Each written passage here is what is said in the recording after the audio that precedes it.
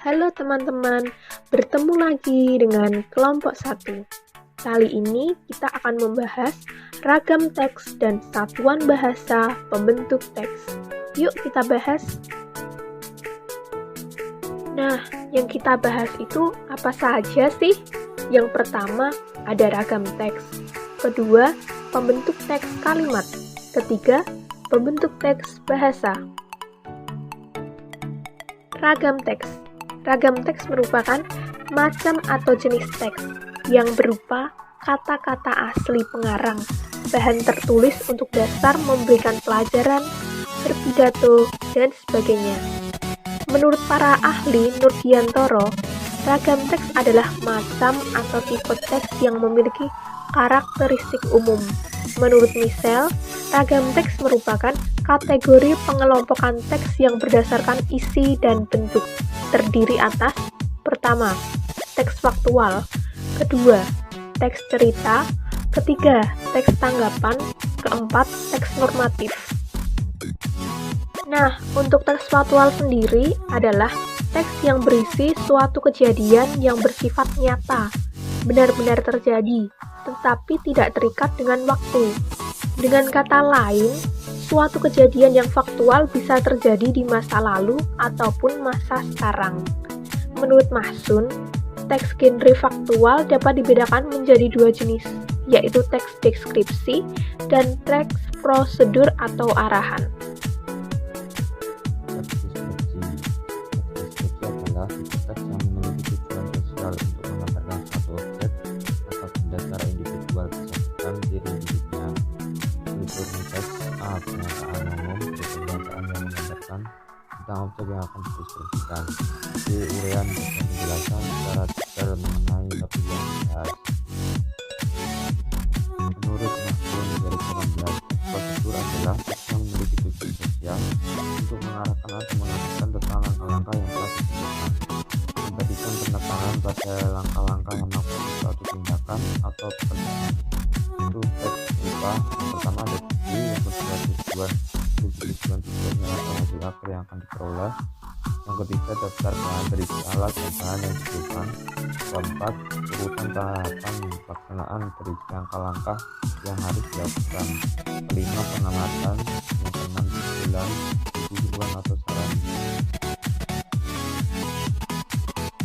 Teks tanggapan adalah teks yang berisi pembukaan tanggapan terhadap ucapan, ide, komentar, sebagainya, dan apa yang diterima oleh peserta, bayangan dan angan-angan. Teks ini dapat dibedakan menjadi dua teks, yaitu teks posisi dan teks eksplanasi. Teks eksposisi adalah jenis teks yang berfungsi untuk mengungkapkan gagasan atau mengusulkan suatu berdasarkan argumentasi yang kuat. Teks ini berisi paparan gagasan atau usulan sesuatu yang bersifat pribadi. Di sini penelitian atau pembaca mendapat informasi dan pemahaman konsep dengan sangat jelas. Ini sering juga disebut sebagai teks argumentasi satu isi, Wiratna 2014. Struktur teksnya: yang pertama judul, yang kedua tesis atau pernyataan pendapat berisi topik yang akan diangkat dan dihubungi penulis, yang ketiga alasan atau argumentasi berisi pernyataan yang mendukung, yang keempat pernyataan ulang pendapat berisi penutup kesimpulan. Teks eksplanasi. Teks eksplanasi adalah teks yang berisi penjelasan tentang proses terjadinya fenomena alam, sosial, ilmu pengetahuan, dan budaya. Teks eksplanasi memiliki fungsi sosial menjelaskan atau menganalisis proses muncul terjadinya sesuatu. Teks ini bertujuan memaparkan sesuatu agar pengetahuan pembaca bertambah. Struktur teks eksplanasi: yang pertama judul, yang kedua pernyataan umum yang berisi informasi atau gambaran awal, yang ketiga deretan penjelas yang berisi proses dari peristiwa yang terjadi, dan yang keempat interpretasi yang berisi pandangan atau simpulan. Teks normatif. Pengertian normatif menurut KBBI adalah berpegang teguh pada norma aturan dan ketentuan-ketentuan yang berlaku. Jadi, pada dasarnya teks normatif adalah teks yang isinya ditulis berdasarkan sebuah peraturan, norma-norma, atau peraturan yang berlaku baik di lingkungan masyarakat maupun dalam lingkungan kenegaraan yang berkaitan dengan hukum atau undang-undang. Teks normatif biasanya memiliki unsur tentang agama atau nilai kebaikan. Teks cerita. Teks cerita adalah teks yang menuturkan bagaimana terjadinya suatu hal, peristiwa, yang mengisahkan kejadian yang telah ada, perbuatan, pengalaman, yang dinamis dalam suatu rangkaian waktu. Teks cerita termasuk genre sastra dalam jenis teks tunggal. Teks cerita terdiri dari teks cerita ulang, anekdot, eksemplum, dan naratif. Yang pertama, teks cerita ulang. Teks ini memiliki tujuan sosial menceritakan kembali peristiwa pada masa lalu agar tercipta semacam hiburan atau pembelajaran berdasarkan pengalaman masa lalu bagi pembaca atau pendengarnya. Yang kedua, teks anekdot. Anekdot dapat diartikan sebagai cerita rekaan yang tidak harus didasarkan pada kenyataan yang terjadi di masyarakat. Yang ketiga, teks eksemplum. Teks ini memiliki tujuan sosial menilai perilaku atau karakter dalam cerita. Itu sebabnya teks ini memiliki struktur, judul, pengenalan atau orientasi, kejadian atau insiden, dan interpretasi. Yang keempat, teks naratif. Pada teks naratif, model penceritaan pada teks tipe ini antara masalah dengan pemecahan masalah tidak menyatu dalam satu struktur teks, seperti pada teks penceritaan ulang, anekdot, dan eksemplum. Satuan bahasa pembentuk teks. Klasifikasi kalimat. A. Berdasarkan jumlah klausanya. 1. Kalimat tunggal. Kalimat tunggal adalah kalimat yang terdiri dari satu klausa bebas. Contoh, dia datang dari Bandung. Kemudian contoh kedua, nenekku masih sehat. 2. Kalimat majemuk. Kalimat majemuk adalah kalimat yang terjadi dari beberapa klausa bebas yang disebut juga sebagai kalimat setara. Contoh, Alia membuka jendela kamar lalu membersihkan tempat tidur.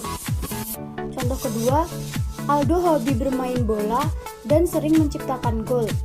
Kemudian yang ketiga, kalimat bersusun. Kalimat bersusun adalah kalimat yang terjadi dari satu klausa bebas dan sekurang-kurangnya satu kalimat terikat. Contoh, kalau Alia menangis, Aldo pun ikut menangis. B. Berdasarkan struktur klausanya. 1. Kalimat lengkap. Kalimat lengkap adalah kalimat yang mengandung klausa lengkap. Contoh, ibu guru mengajar bahasa Indonesia di depan kelas. Contoh yang kedua, adik bermain sepeda di halaman rumah. Yang kedua, kalimat tidak lengkap. Kalimat tidak lengkap adalah kalimat yang hanya terdiri dari subjek saja, predikat saja, objek saja, atau keterangan saja. Contoh, selamat pagi. Contoh kedua, silahkan antri. Contoh ketiga, Alia. C. Berdasarkan amanat wacana. 1. Kalimat deklaratif. Kalimat yang mengandung intonasi deklaratif yang dalam ragam tulis diberi tanda titik. 2.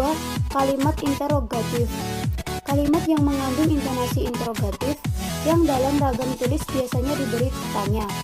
Yang ketiga, kalimat imperatif. Kalimat yang mengandung intonasi imperatif yang dalam ragam tulis biasanya diberi tanda seru. Keempat, kalimat aditif. Kalimat terikat yang memberikan keterangan tambahan pada kalimat pernyataan. Contoh, sedangkan bulan Mei, terang hujan tidak ada. Kelima, kalimat responsif. Kalimat terikat yang berhubungan dengan pernyataan yang mendahulunya. Contoh, tadi malam. Keenam, kalimat interjektif. Kalimat seruan yang mengungkapkan perasaan.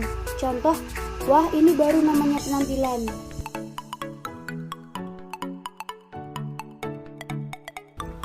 Berdasarkan pembentuk kalimat. 1. Kalimat inti. Kalimat yang dibentuk dari klausa inti yang lengkap, bersifat deklaratif, aktif, netral. Contoh 1. FN ditambah FV sama dengan Bapak datang. 2. FN ditambah FV tambah FN sama dengan Ibu membeli sayur. Yang kedua, kalimat non-inti kalimat yang terbentuk dengan pengubahan pola kalimat inti melalui proses seperti pemasifan, pengingkaran, penanyaan, penambahan, pemerintahan, penginversian, dan pelepasan. Contoh 1. Komik dibaca oleh Dini. Transformasi pemasifan dari kalimat inti Dini membaca komik. Yang kedua, apakah Dini membaca komik? Transformasi penanyaan dari kalimat inti Dini membaca komik.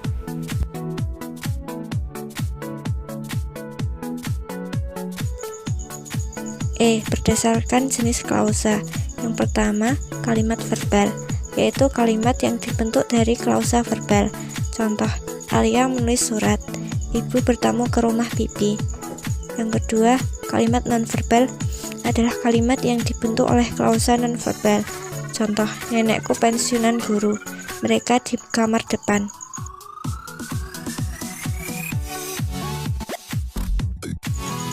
F. Berdasarkan fungsi kalimat.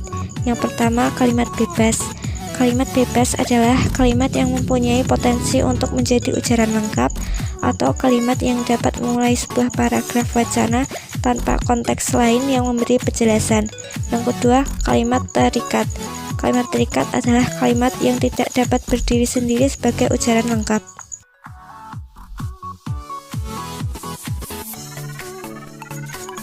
Pembentuk teks atau paragraf. Paragraf adalah satuan gagasan dalam bagian suatu wacana yang dibentuk oleh kalimat-kalimat yang saling berhubungan dalam mengusung satu pokok pembahasan. Secara umum, paragraf dibentuk oleh unsur gagasan pokok dan gagasan penjelas. Selain itu, ada unsur yang disebut kalimat utama dan kalimat penjelas.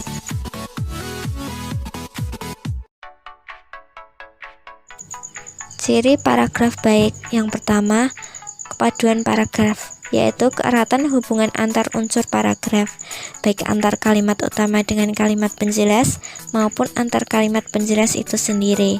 Kepaduan mencakup dua hal, yaitu kepaduan isi dan kepaduan bentuk. Yang kedua, kesatuan paragraf. Kesatuan paragraf adalah bagian karangannya dari beberapa kalimat yang berkaitan secara utuh, padu, dan membentuk satu kesatuan pikiran.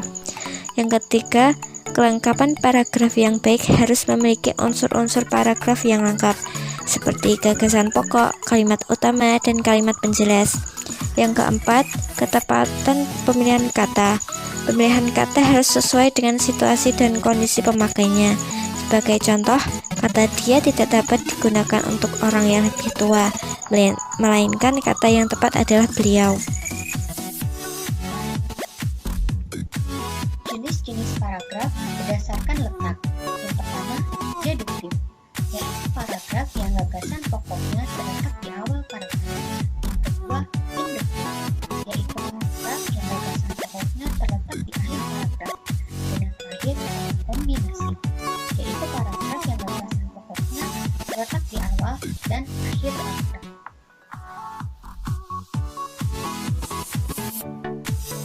Berdasarkan tujuannya, terbagi menjadi 5. Yang pertama, narasi. Paragraf ini bersifat menceritakan suatu hal secara kronologis. Yang kedua, eksposisi. Paragraf yang isinya berupa penjelasan untuk memaparkan fakta-fakta yang ada. Yang ketiga, argumentasi. Paragraf yang bertujuan memberikan pandangan kepada para pembaca ini tidak hanya menyajikan dari sang penulis terhadap suatu berita atau isu tertentu. Perbedaannya, kalimat-kalimat yang isinya bertujuan untuk mempengaruhi pembaca. 4. Deskriptif. Paragraf ini bertujuan membuat pembaca dapat merasakan ataupun membayangkan hal yang fakta ataupun isu permasalahan dalam isinya, namun juga memberikan pendapat-pendapat dari sang penulis. Terakhir, ada persuasi. Paragraf persuasi biasanya menghasilkan pendapat-pendapat yang dideskripsikan secara jelas dan lengkap, seolah-olah pembaca dapat melihat, mendengar, ataupun mencecap objek yang diceritakan.